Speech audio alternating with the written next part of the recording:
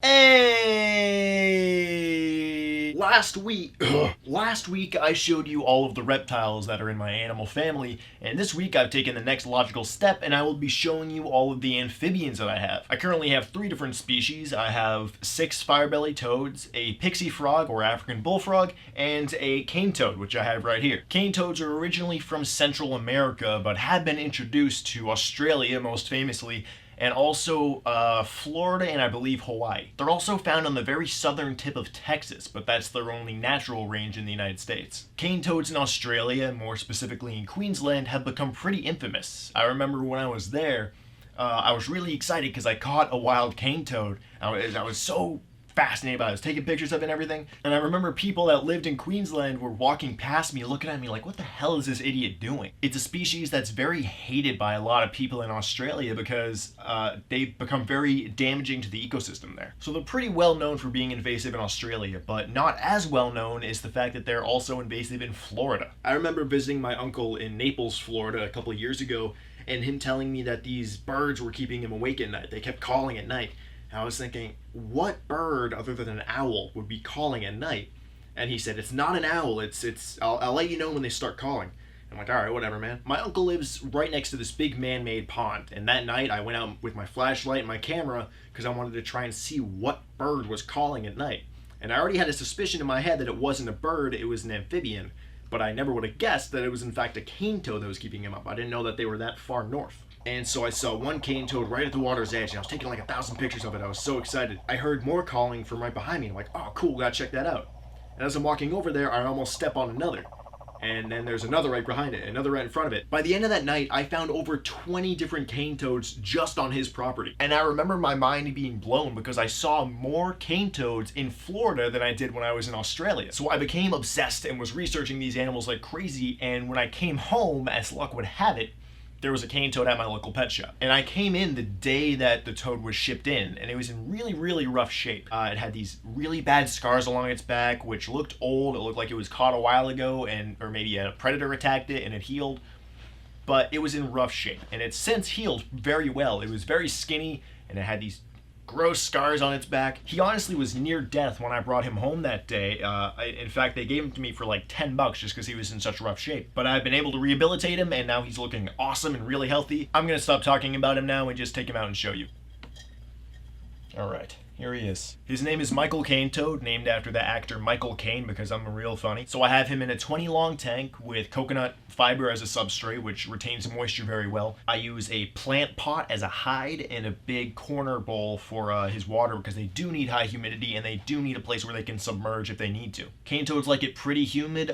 They're eating machines usually. He's not as big of an eater as other cane toads, which is a little strange because cane toads are known for being really, really good eaters. Like, I can't feed him with tongs. He's always very afraid of the tongs. So what I have to do is just drop a dozen large crickets in there twice a week, and then he hunts those. I'll also give him a frozen thawed hopper mouse about once a month because it is a good treat for them and it does bulk them up, but if it takes up too much of their diet, then they can become overweight and get seriously sick. And one thing I want to point out real quick, my favorite thing about cane toads is their eyes. They have the most beautiful eyes of almost any animal. They're like little galaxies of gold. And it's funny because when you look at a cane toad, not a lot of people would say it's a beautiful animal. I do, but I'm a weirdo. But I would challenge anybody, even someone who absolutely hates cane toads, to look into their eyes and not think that they are absolutely beautiful. So that's Michael Cane Toad. That's his story. And I'm going to put him back on his shelf, and then we'll move on to Cujo, my African bullfrog. Come on, pal.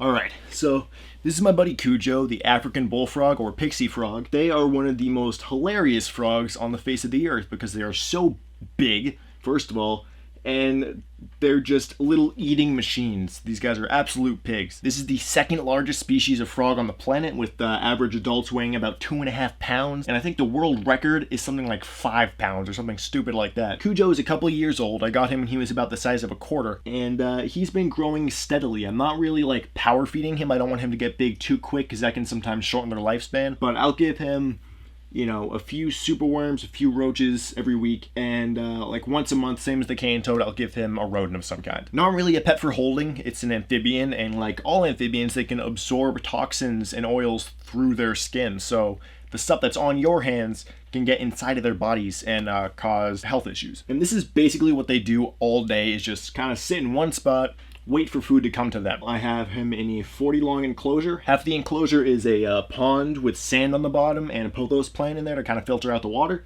And then of course I change the water out when he defecates in it, because that's just something they love to do. And the other half is soil, which is a mixture of coconut husk and sphagnum moss. And then I also have an ivy in there growing as well, just to keep the soil clean, oxygenate the air a little bit, and keep that humidity up. Interestingly, even though it's a pretty harmless looking frog, they do have pretty serious teeth, and I have seen them draw blood before, especially with larger individuals. So that's all I have to say about Cujo, the African bullfrog. Let's now move on to my Firebellied Toads. I've told the story before about how I bought them as tadpoles, which is super rare. It's the only time I've ever seen captive bred Firebellied Toad tadpoles for sale.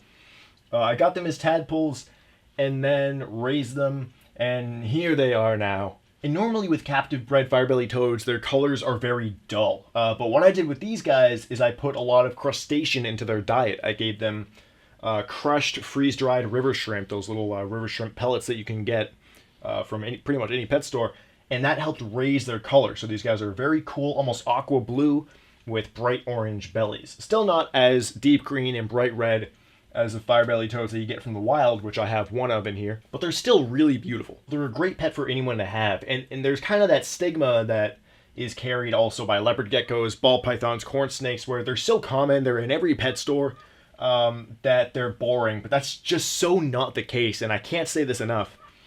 Firebellied Toads are so entertaining. They're the most active amphibian that I've ever kept.